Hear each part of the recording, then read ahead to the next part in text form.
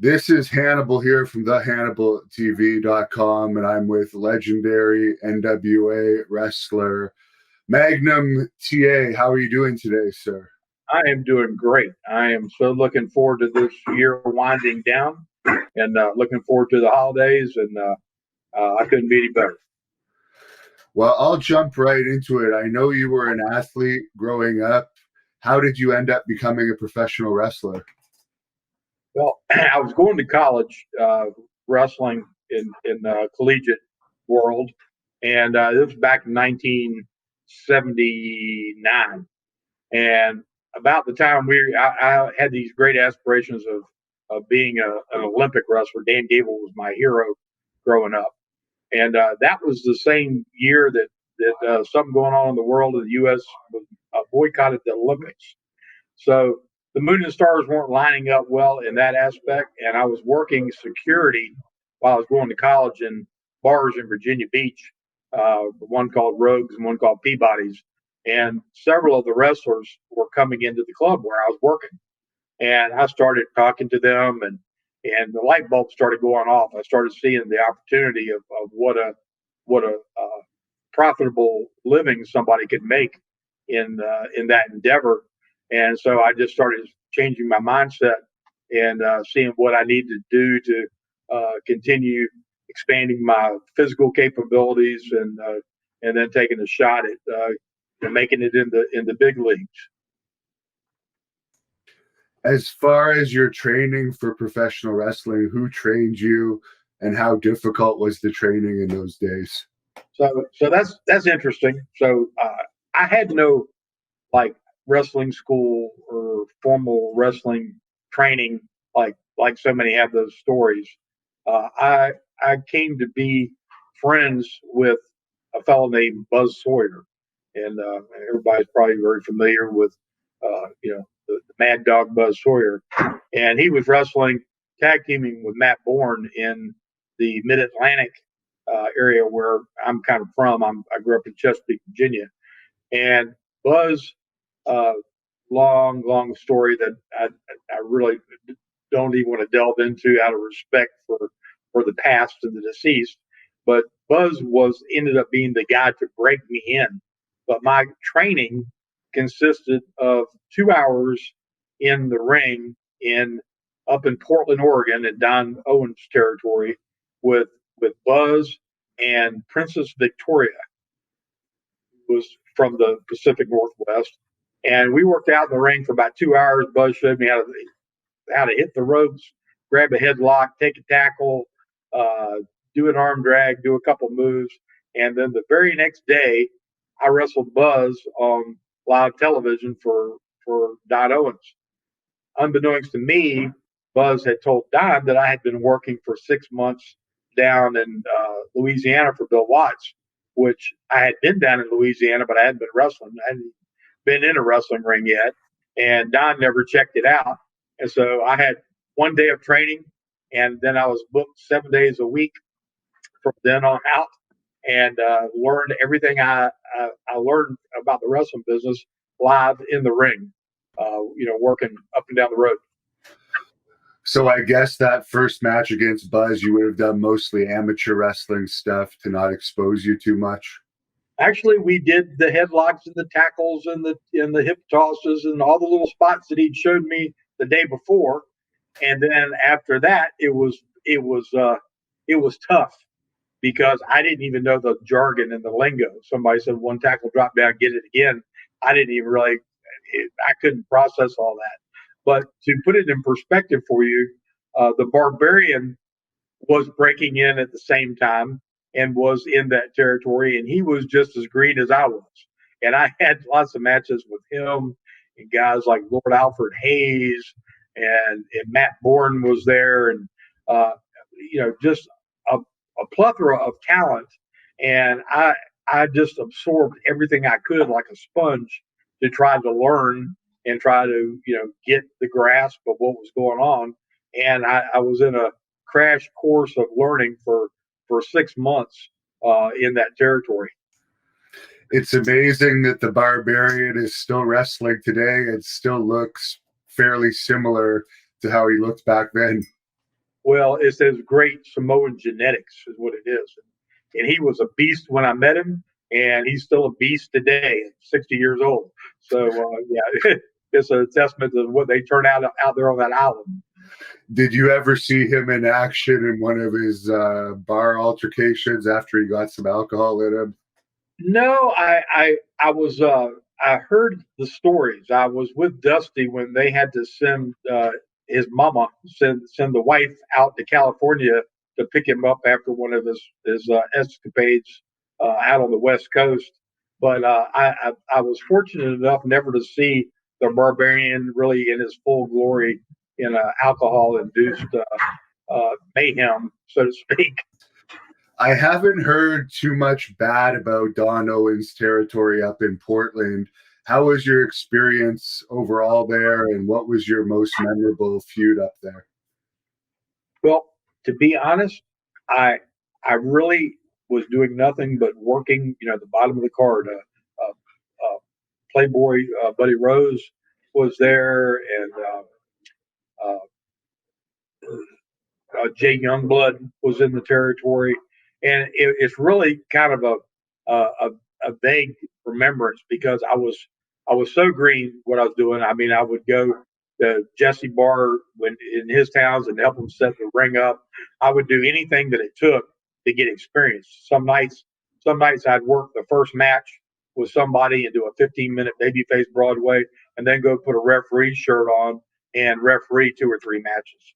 So I was doing everything I could to learn every aspect I could in this crash course about the business because again I hadn't had 2 weeks of training prior to this, much less what a lot of people went through, and it was absolutely miraculous that I was able to do what I did and not kill somebody in the process.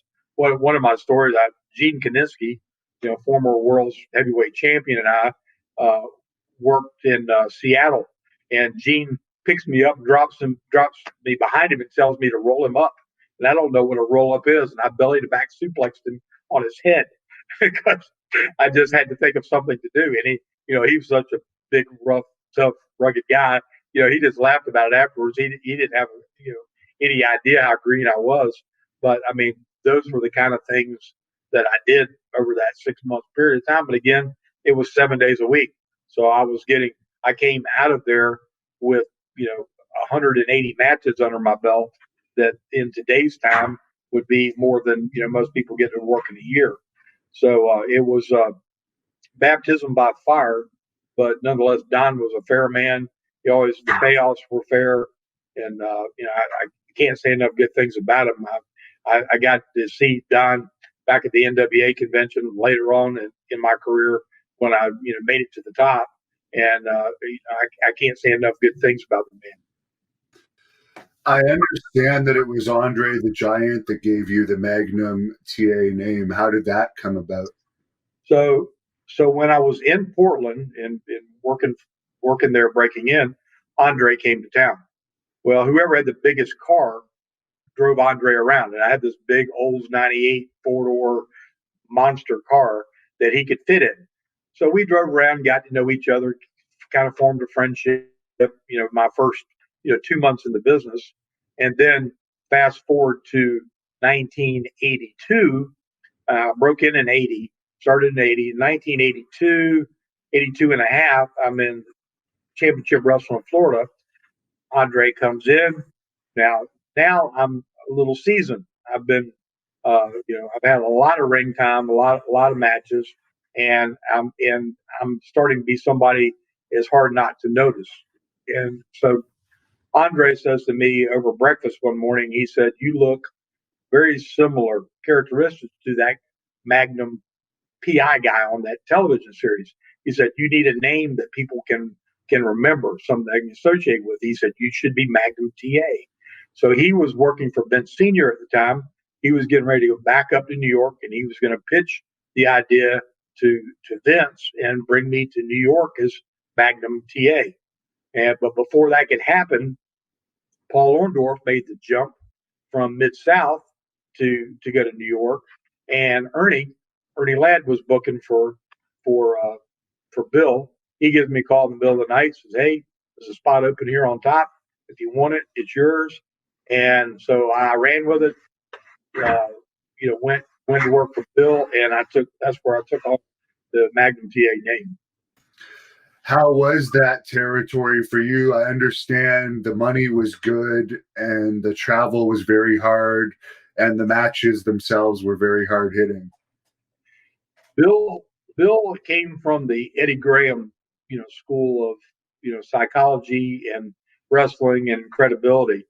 And so, he wanted everything to be as hard hitting, as solid, as believable, as attuned to a wrestling contest as it could be depicted.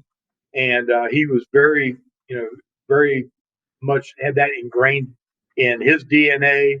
And anybody that spent any serious amount of time with him, rubbed off on. I mean, Bill's the one that taught me how to throw a punch. Up into that part of my career, I'd only like front forearms and whatnot, and he taught me how to throw a punch. It was like a Bill Watts punch. It was stiff. It looked good, but it was stiff. There's no way you could see through it.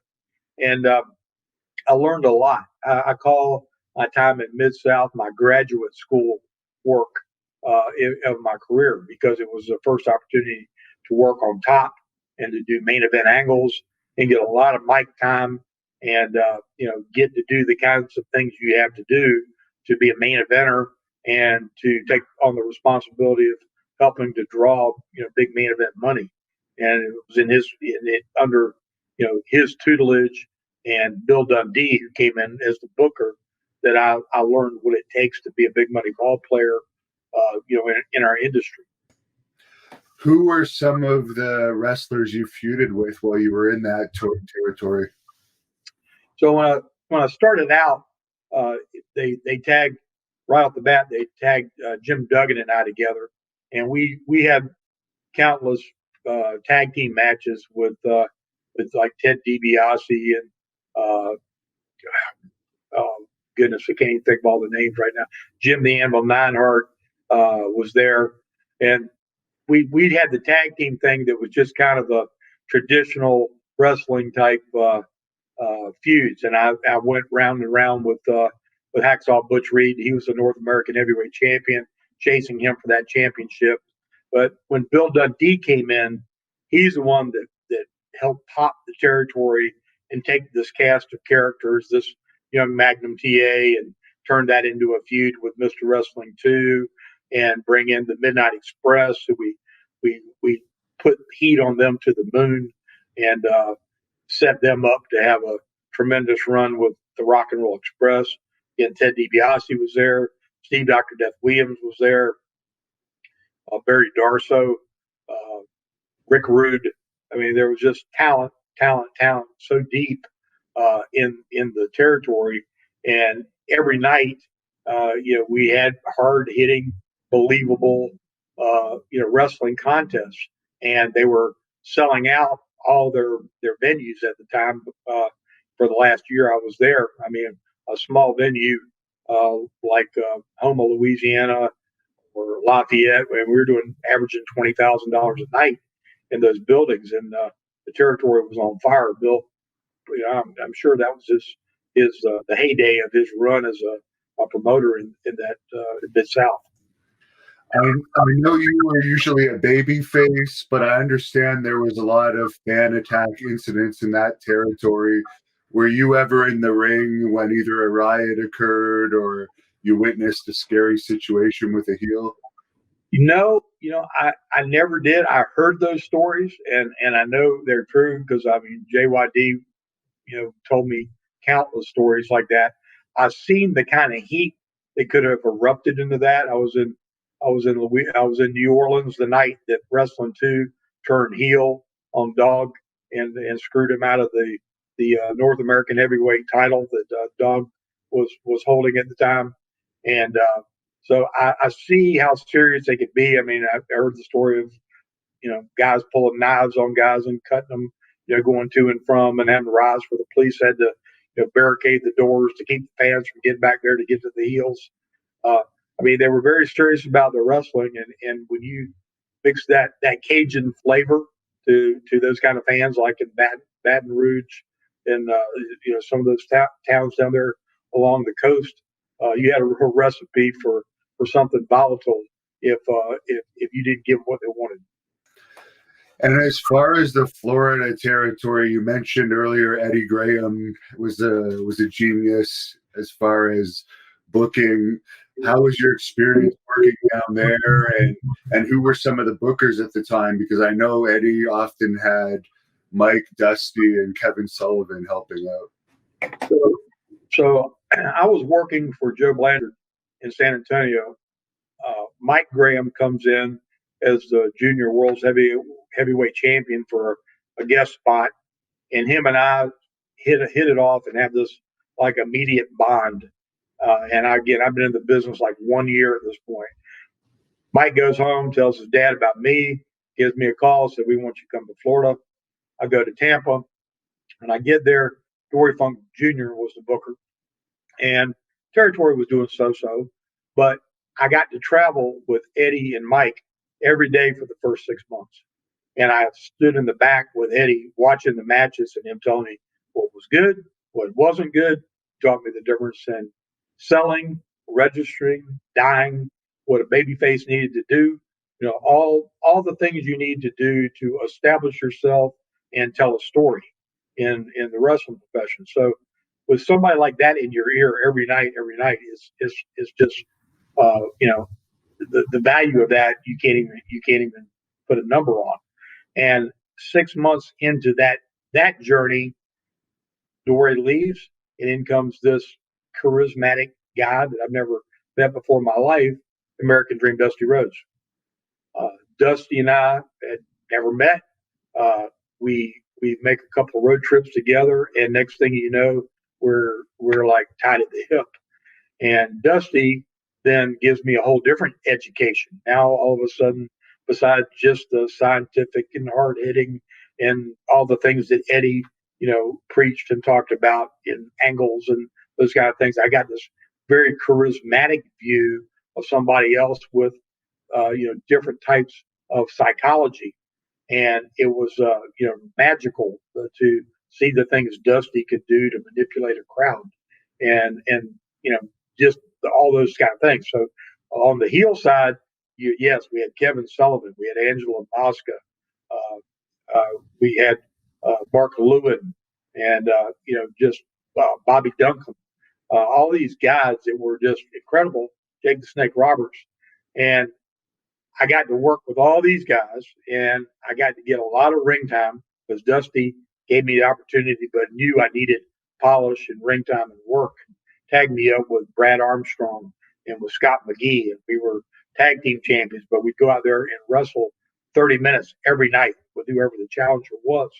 So I was getting a crash course in psychology and learning, how important the interviews were, tapping into your charisma, learning how to relate to the audience on a different level. And again, it was a priceless education and experience I was getting in such a short period of time that some people would have taken 10 years to get to experience the things I got in the first 2. You mentioned you worked for Joe Blanchard. There's a lot of Texas wrestling fans on this channel. I was wondering if you could share some of your memories of wrestling in Texas.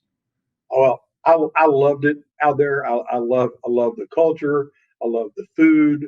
I loved everything about it, except for the fact that I was just an underneath guy trying to learn my way, trying to learn the craft, trying to figure it all out.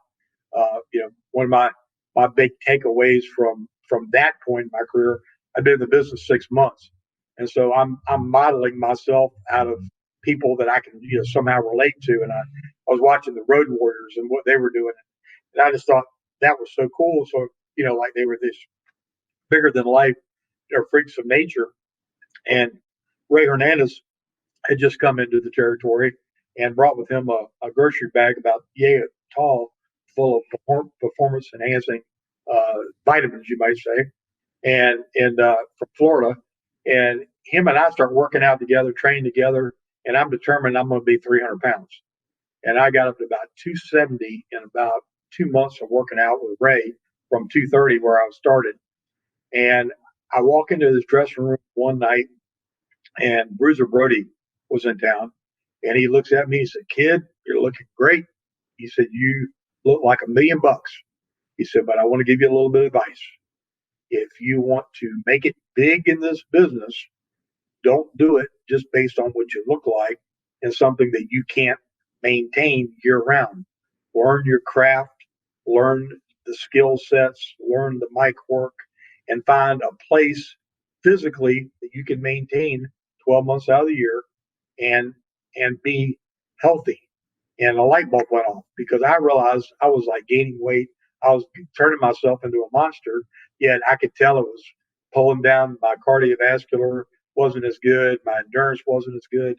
And I said, I'm going to find a happy medium somewhere where I can find the good shape for myself, but try to be the best skill set that I can possibly be. Because even from the day one, I had this goal in my mind that I one day wanted to be the best, and I wanted to be a world champion and recognized for my in the ring work. And Brody turned my whole ship around while I was there, and I never looked back. I shied away from the performance enhancing drugs. I shied away from anything other than being best technician and student of the game that I could be. So some people talk about Bruiser Brody as if he was a bully and out for himself, but in your experience, he was actually helpful to you as a green wrestler. He, knowingly or unknowingly, had one of the most dramatic effects on me anybody can have.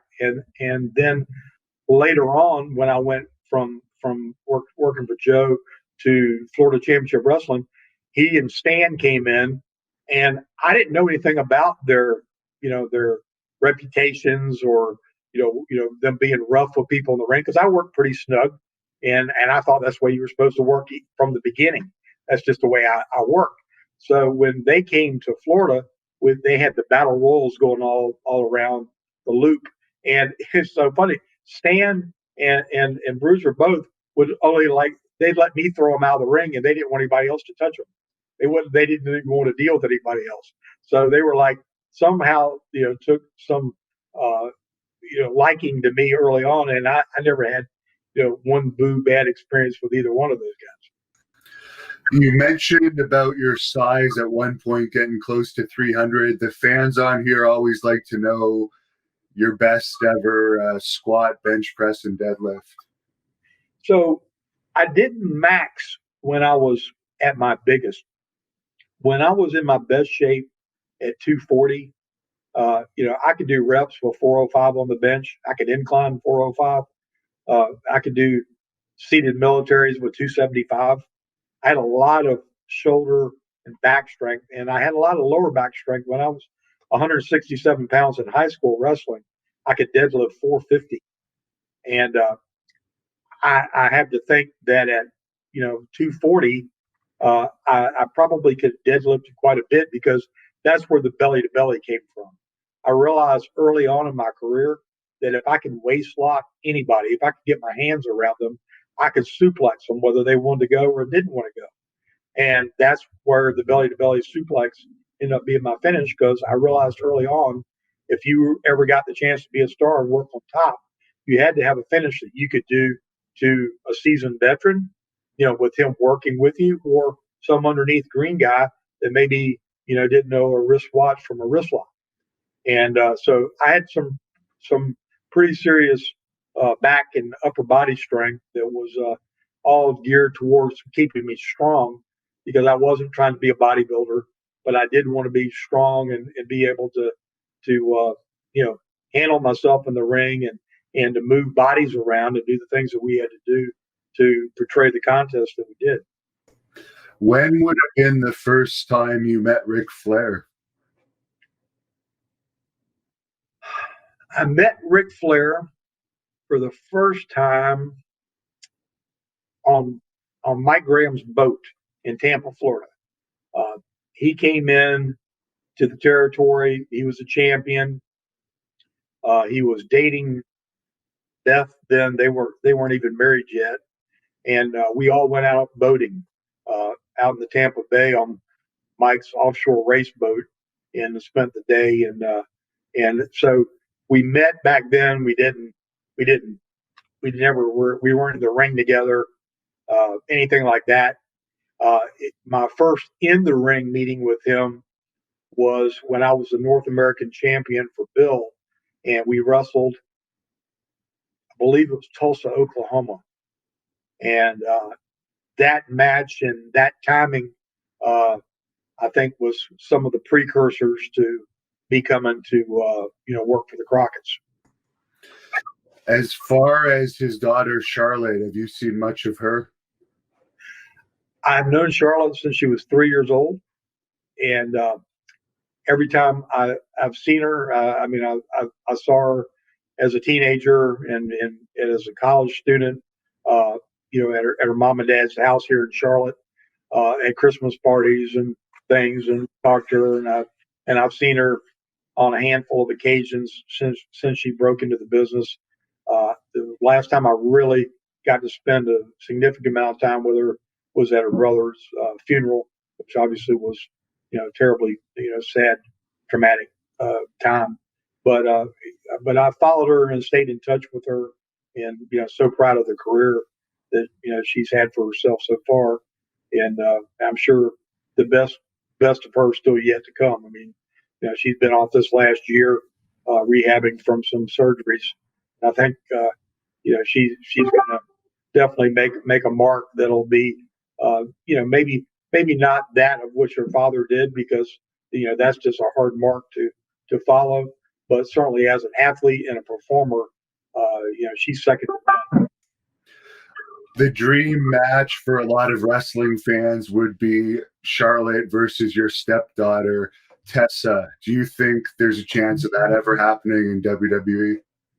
I think there's always a chance of something of that magnitude happening, because they're business people, and Tessa has got a special, unique charisma about her that gives her that it factor. And she's been out of the mainstream with the virus stuff shutting the world down and everything for the last 8-9 months. But she's also been training like an absolute beast, where she's living down in Tijuana, Mexico, in CrossFit training, and still working out in the ring. But she's absolutely the best physical shape of her life, and only getting in better physical shape. So she's 25 years old. I've got to think sometime in the next 12 to 18 months, we see that being a possible reality. I know you had a hand in her training. What aspects of her training did you help her with when she was learning the ropes?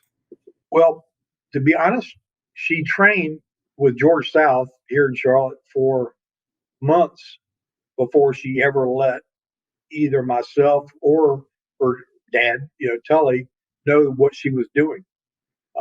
She like most young kids and teenagers, went through her little wild child, spree in her late teens, and it and kind of found her way to the wrestling door of George to try that out, because she'd gone to the Hall of Fame ceremony with her dad when he was inducted, and I think the seed was kind of planted in the back of her brain then.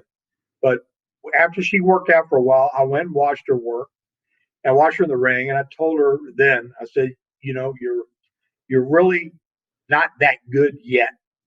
I said, but you have that it factor that you can't buy and you can't learn. You got that thing that's undeniable. And I said, so what you've got to do is just work harder than anybody around you, and get to the highest level your physical game can be each and every day, so that you can capitalize on that, because it takes time to learn what to do with that thing. And especially in today's time, where they can't go up and down the road and wrestle 7 days a week like we did back in the days when we were coming into business. And they've got a social media, tool in their belt that they're able to capitalize on and other things. But still, when push comes down to shove, when the bell rings, you've got to be able to perform bell time to meet the hype. And she has really brought her skill sets up amazing over the really short number of years that she's been in the business. I mean, it's 5 years technically, but if you put all that in a bucket, it wouldn't amount to what we used to be able to do in 1 year. But she's doing some great things, and I think Tessa has got a lot to offer, and I think she's going to make some noise. And without getting into it too much, there was some controversy when they made her the men's champion of Impact Wrestling. Then, from what I understand, it had something to do with the coronavirus, why she didn't come back and drop the title before her contract. And well, side to it, because she hasn't really spoke about it. We've only ever heard Impact's side of it, and they've been known to spin the truth in some other cases. So I was just wondering. Well, I knew from the moment they came up with the idea of making her this, this intergender, now the world's heavyweight champion, that they were going down a dangerous path. And they came to our home here in Charlotte and filmed a special with her mom and I about it. And I support Tessa because she's my stepdaughter, but I'm not a big fan of that portrayal of men and women in the ring. Not because women aren't capable or anything else. It's just I don't ever like anything that depicts a man being physically violent with a woman. I mean, I've got a young daughter that's 13 years old, and whether today they know it's all a work or not, is still not a portrayal that I'm real comfortable with. So I told her that I knew that she'd reached the pinnacle of what she could do with that organization. Of course, we didn't know this virus was going to come along, and the fact of the matter is they had wanted her to extend her contract and do different things, and the opportunity that that experience with Impact afforded her was a step in her growth in what she was doing. But she needed to move on from that. So because she hadn't extended that contract, they were paying her, peanuts for one thing. But on top of that, she had met all the contractual dates that she needed to meet. So all I told her was, hey, yeah, we want you to work one more shot. I offered her up the psychology. I said, take whatever their top paid guy is and figure out what that would equate to in 1 month's salary, and say, hey, if you want me to come in and do this, since I've met my contractual obligation, this is what it would take for me to come do it. And it wasn't a ridiculous amount of money as was rumored on the internet. It was just, hey, this, if we're going to extend it for the equivalent of what you're paying your top guy. And they didn't want to do it. And that's really the truth. So in other words, they put themselves in that situation. Over money. Yeah. Now, as far as going to the Crockett territory, how did that whole situation come about? We know you were friends with Dusty and Flair. I assume they had some pull there at that time. They did, and Dusty and I were more than business friends. We were like he was like a brother I never had, and Dusty had gone to the Crockett's, and I was working on top for Bill, and our territory was on fire. And so when Dusty left Florida to go, take the book of Crockett's, he takes Barry Windham with him to be, Joe Namath, be the star, be the name to the brand to lead the company. And the territory was on its rear end. I mean, top guys were making, $500-600 a week. And, you can't run up and down the road 7 days a week and only make $500-600 and pay your bills and your expenses and everything. It just, the math doesn't work. So Barry was very, very businessman minded in his head, but his friendship with Dusty put him in a awkward position, I guess. And rather than just say, "Hey, I need to work a notice and leave," evidently Barry just up and left kind of unceremoniously with everybody with no plan B. So Dusty and Jimmy Crockett called me in the middle of the night one night while I'm there in Louisiana and says, "Hey, uh, this is what's happened. I know you're on top. I know you're in a six-figure position, and we can't." And Jimmy got on the phone. He said, "I can't guarantee you six figures, but what I can guarantee you that if you come here, we will put our whole force behind you and push you like you've never been pushed, and give you the opportunity to be the biggest star that we've ever had." And and because I believed in Dusty, and it was a chance to come back full circle because I'm from Virginia. It'd be an opportunity to wrestle in front of my family and all the people that I'd grown up with, and have an opportunity to be on top and utilize the skills that I've culminated over the last 5 years, and get that chance to really be the world's heavyweight champion like I'd always endeavored to be. And one of the first people you feuded with there, from what I understand, was Wahoo McDaniel, who is quite an interesting character. What was it like being in the ring with him? I heard he was very hard hitting, to say the least. He was right down my alley because here I've just come from a year and a half with Bill Watts, who, if you don't lay it in, or if you do anything that you can remotely see through, he'll either find you or fire you or just blackball you something, because he is so, intense of a guy. So, I mean, I'm pretty rough, rugged, babyface guy. And I work solid, and I'm, not afraid to, I would take as good as I gave. And so, yeah, I laid it in pretty good too. So when Wahoo would hit me with those big, meat cleaver chops is and all those kind of things, I was right at home.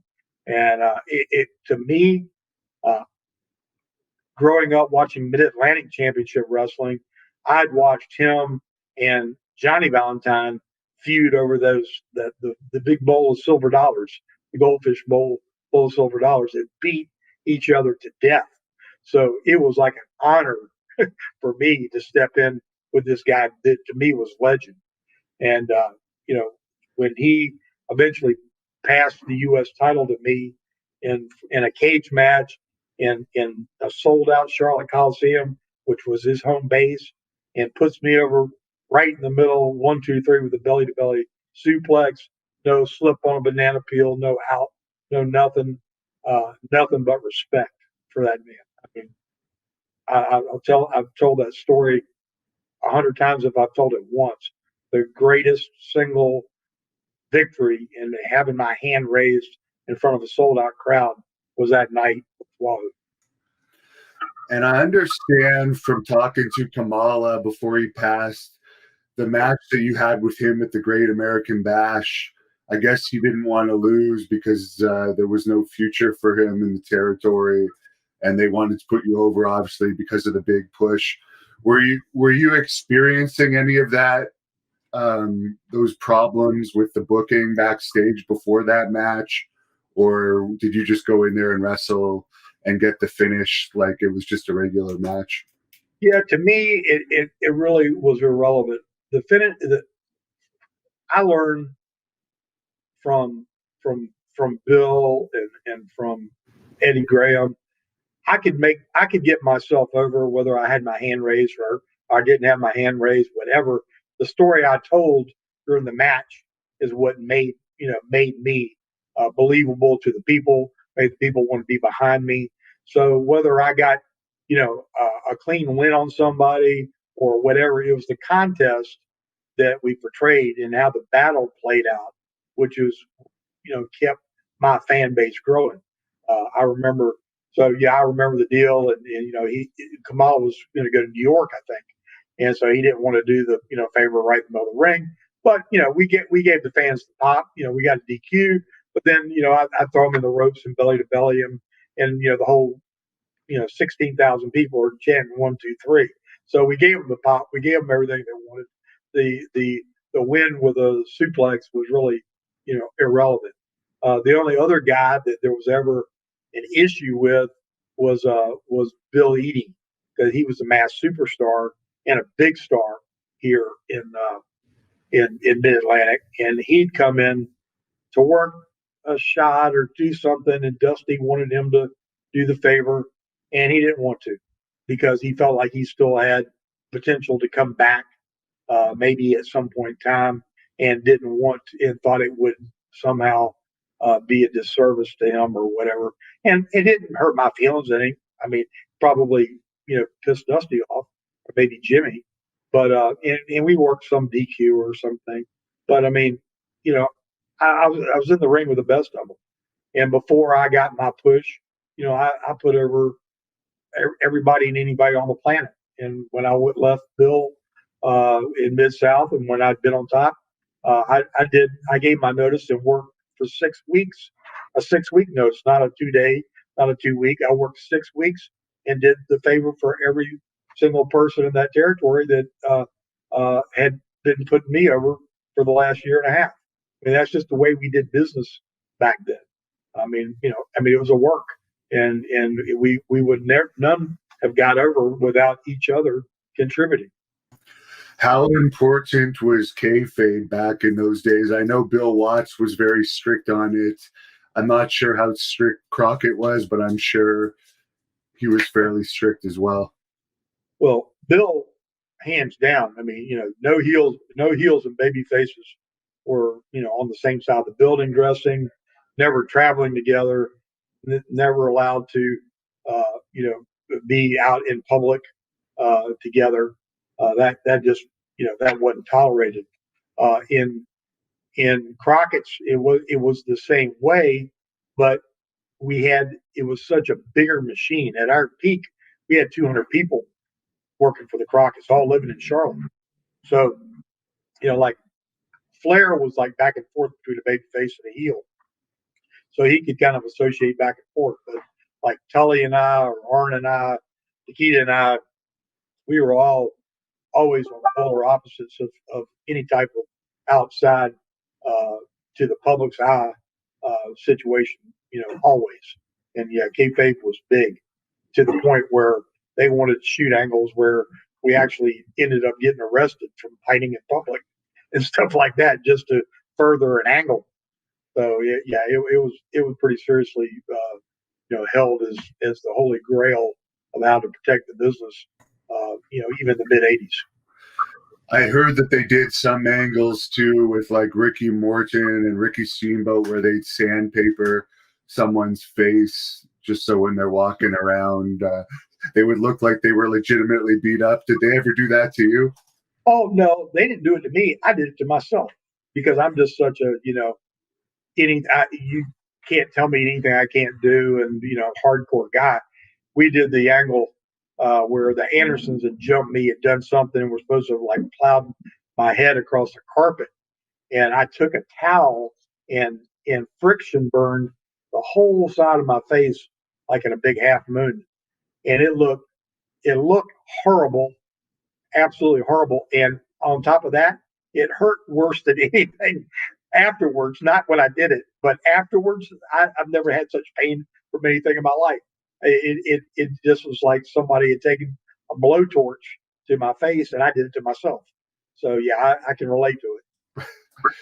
And you worked a lot of the territories where there was said to be a lot of groupies back in those days. I don't know if you were married when you were on top in those days, but how was it compared to now, where you don't see as much of the screaming girls everywhere? There was I didn't know so many women existed. To be frank, I mean, it was if there had been cell phones in the '80s, we would have all either been divorced, shot, or locked up. It was just absolute insanity. We were in a different town every day. We were flying on jet planes that we the company owned, and and we still weren't coming back. We were just hopscotching all over the country on planes. And I mean, there was women in every port throwing themselves at you everywhere you went, 7 days a week, sometimes 3-4 times a day. What do you think it would take to bring wrestling back to that? Because it just doesn't seem like it's like that anymore. You can't. You're never going to. I mean, first of all, everything evolves, it changes. It's just like watching.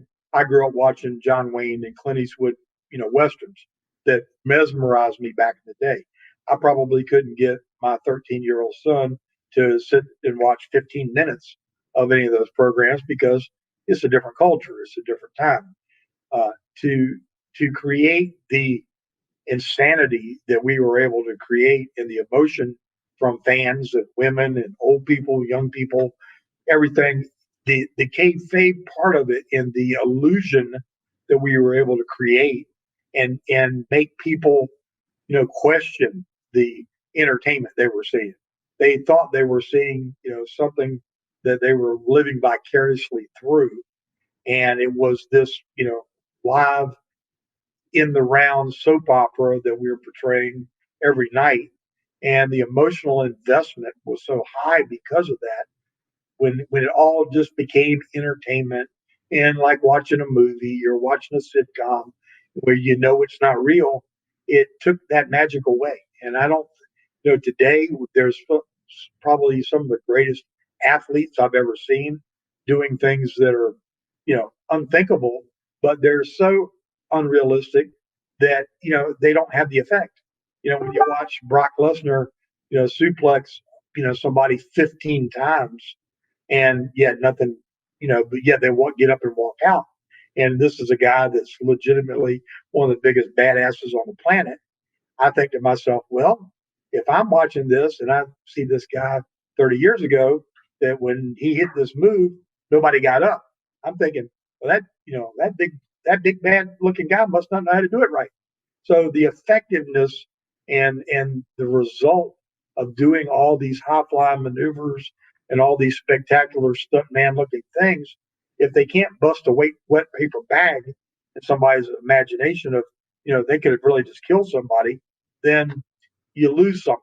And it just becomes like what we used to joke about Japanese style wrestling or lucha style wrestling, that it's just a bunch of, high spot, high spot, high spot, high spot that doesn't mean anything.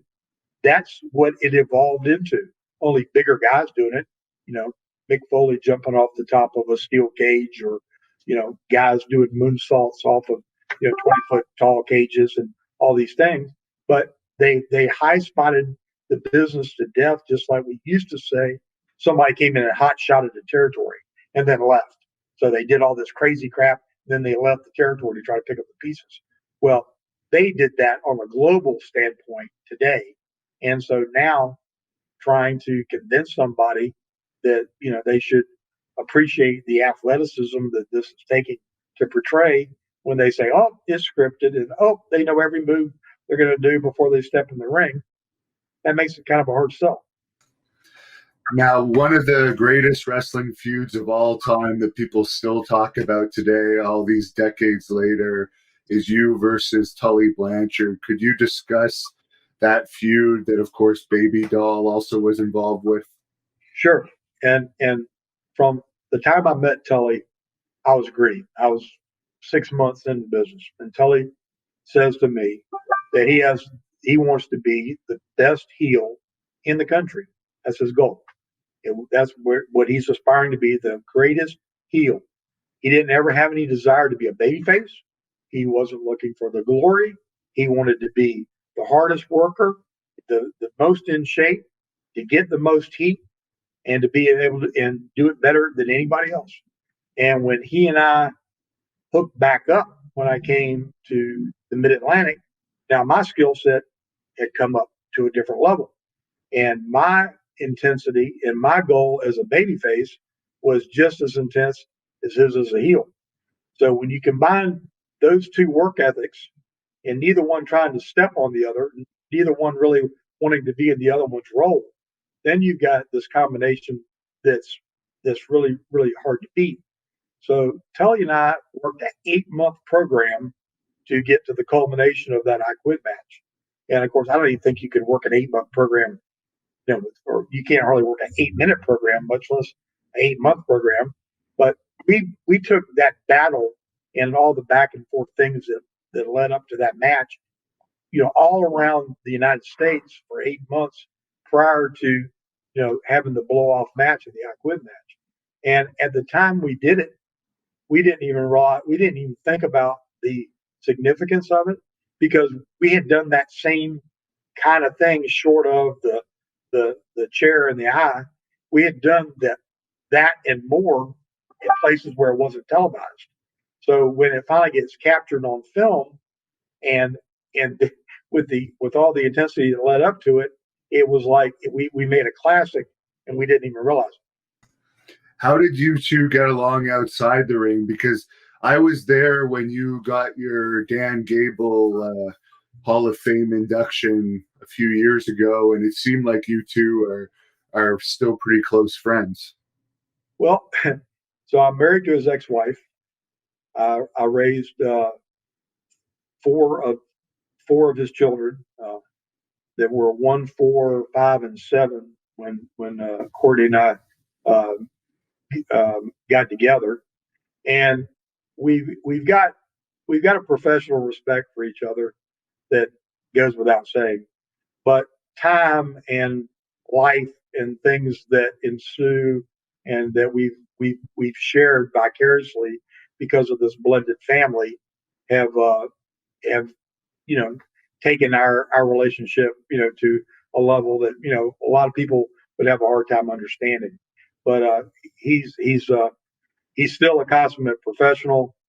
He's been a great parent in his kid's life, and has a completely different relationship with them today than obviously he was able to have when they were young, and the family was broken up. But we still talk, and we do these before the COVID thing, we've done I don't know how many get-togethers and one-on-ones talking about our feud, and it's like we've been tied together with this needle and thread throughout our lifetime that neither one of us would ever imagine when we met back in 1982. I'm going to guess you probably met his wife after the divorce, which is probably why there was no heat there. Well, the thing of it is, I was at their wedding. I've known them since they were dating, and their relationship had taken a downward spiral before I became a factor in the equation. But I mean, it's still in the very beginning, made for some awkward moments. Certainly just out of the sheer mechanics of it. But yeah, we go way back.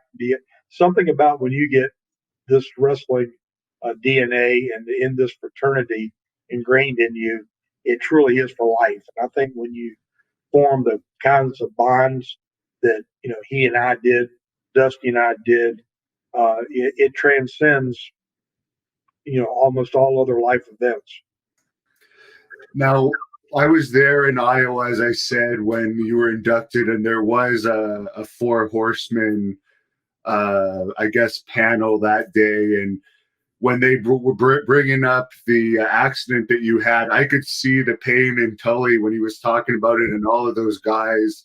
And I recently interviewed Barry Darso, who was in the territory at the time, and he said it was hard on everybody because it could have happened to anybody. Could you just kind of go over what happened with that terrible accident, and how you remained so strong and have become such a success afterwards? Yeah, it was a freak thing, and to your first point, it could have happened to anybody, any of us at any time. I mean, we all lived life in the fast lane. We traveled, we worked 345 days plus a year, and traveled in cars and airplanes all the time. I had near misses in what could have been a plane crash.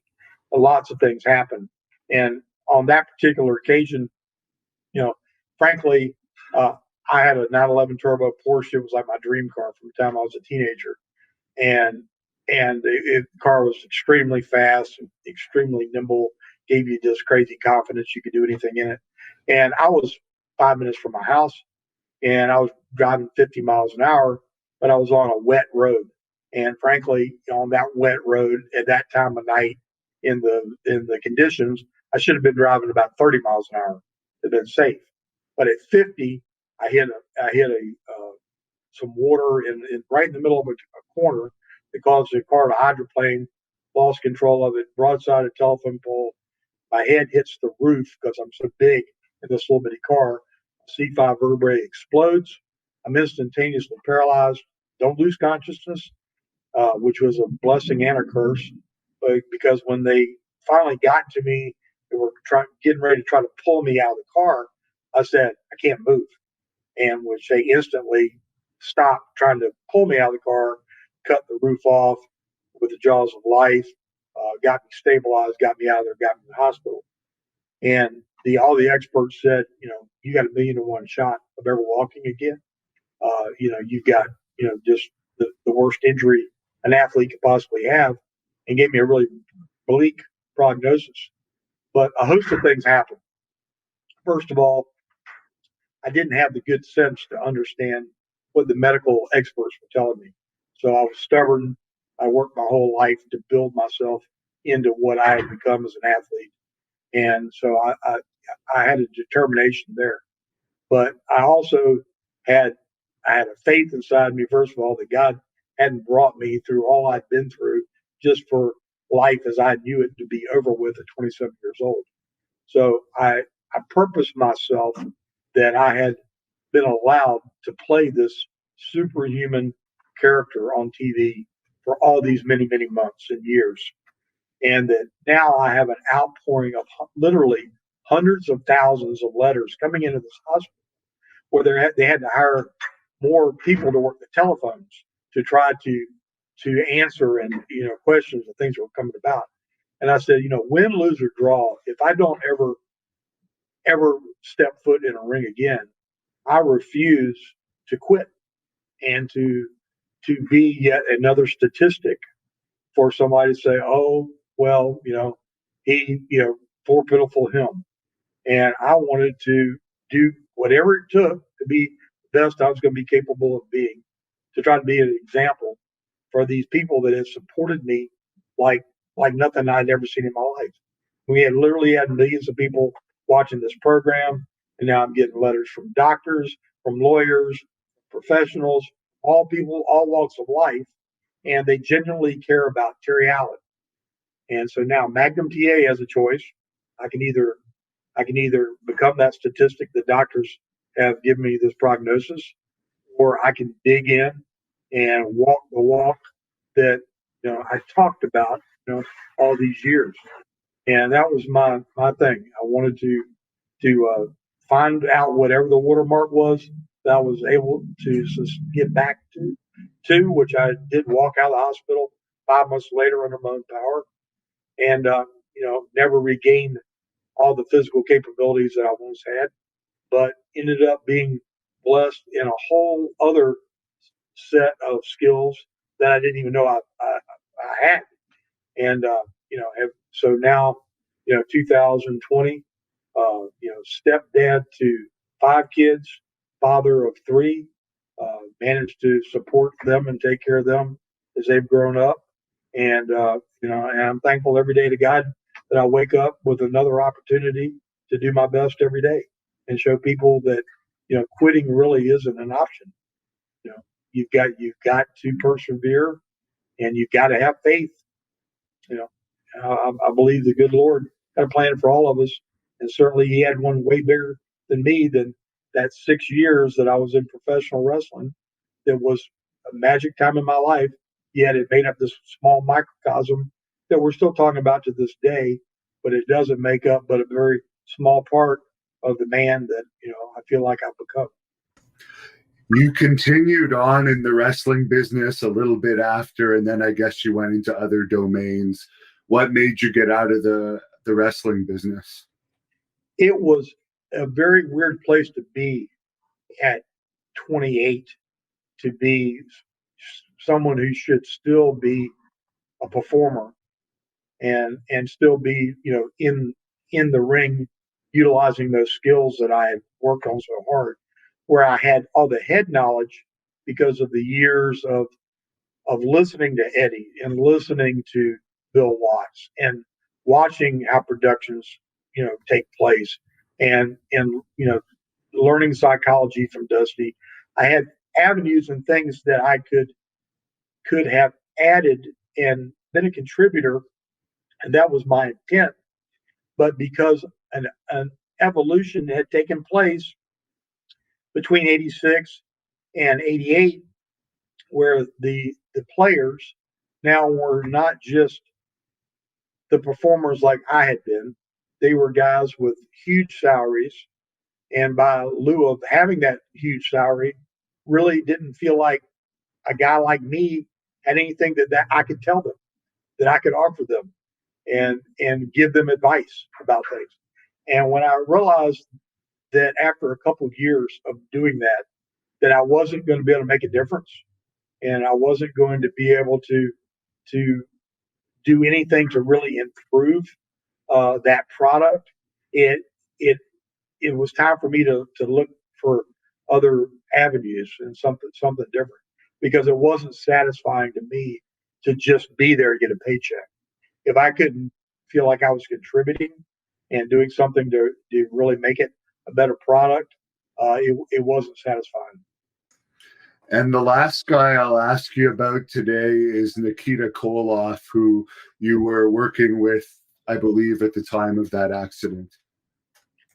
Yeah, and I had just finished the program with Nikita, and we're very good friends to this day, and have do done multiple appearances together and signings and events and whatnot. And he's full time in the ministry work, and we're very close, very very very close to this day.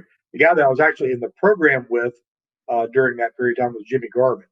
I had my very last match with Jimmy Garvin in Greenville, South Carolina, that night in a lumberjack match. And him and his wife Patty had just come to the territory a couple months before, and I was in this like intermediary type uh, program with Jimmy. Didn't really know where that program was going, because the next step for me was to go back and get the world title from Ric Flair. But Jimmy and I are still very close friends and have been for years, and got some great memories with them too. Do you have any social media where fans could look you up and get messages to you? Yeah, I've got a Facebook, and of course, that taps out. Can't go so far with that. And I've got a Twitter. Um, what else do I have? Instagram. Instagram's probably the best place, because Instagram's an unlimited thing. You can search me out on Instagram. It's under Magnum _TA, I think, something like that. But you can message me on Instagram, and I've got a Cameo account too that I do shout outs and answer questions or send messages to people. But as far as communicating, I keep up with the Instagram probably better than I do anything. I know you were babyface most of your career, but finally, do you have any advice for heels out there? Because I know I used to be a heel, and I know we got a lot of heel wrestlers that watch this channel. Well, I never actually got to work as a heel, believe it or not, and but I was a real rough babyface, and it wasn't the traditional, babyface as far as what I did in and out of the ring as far as my persona. But the thing of it is what Eddie used to tell me was kind of simple. If a heel can out wrestle a babyface, or if a heel can out fight a babyface in a straight toe to toe contest, then there's really no reason for him to be a heel, unless you just don't like his personality, right? But the classic heel babyface reaction is supposed to be a babyface that frustrates the heel into taking a shortcut to get the advantage, and not to be blatant about things that bury the referee in getting your heat, or doing things that try to make you in a babyface line. A true heel is not an admirable character, and it is a role. It's a great role, and you can't have a good babyface without a good heel. They make each other. It's the dance. But when I was when I was a baby face, the biggest part of being a baby face is not shining, it's selling. Because when you sell is when you get the people to want to make the comeback. And they want to see you win that title that's right beyond your grasp. So the heel's got to be sneaky, he's got to be devious, he's got to be willing to be cowardly, he's got to be all these things that if it's not wrapped up in your DNA to do that, sometimes it's tough. And I think that's why we've got these, like all these shades of gray today. People say, oh, well, that's just old school. You don't need to have heels and baby faces. Well, I guess what? To sell a ticket, to make somebody want to see somebody else stomp a mud hole in somebody else, you got to hate one of them and love the other one. And there's no easy way to do that unless you have heels and baby faces. Hannibal, you hear me? This is the captain, okay? Magnum's talking about sneaky and devious people, and it gets no sneakier and more devious than you. You are taking way too much of my client Magnum TA's time, and if this is the last time I see you, it's still going to be too soon. Your time is up, Daddy. That's it. Thank you for watching the Hannibal TV. Please like this video if you enjoyed it, and click the subscribe button to not miss any of our latest shoot interviews, match videos, or news updates. Support us on patreon.com for $1.99 a month to watch our full shoot interviews ad-free and help our channel grow. Follow us on Twitter at the Hannibal TV for instant updates.